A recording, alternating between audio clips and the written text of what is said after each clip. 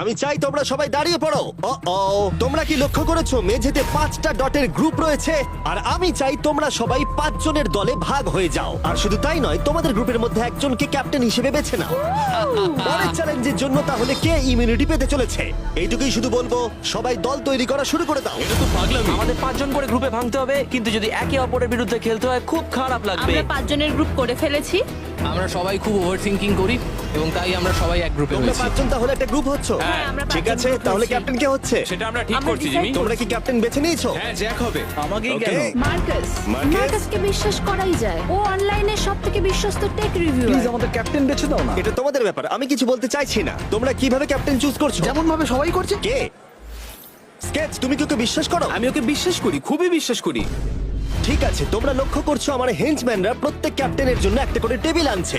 আর এই টেবিলগুলো হয়তো একটু পরিচিত লাগতে পারে। এ বাবা, আমি বুঝে গেছি এতে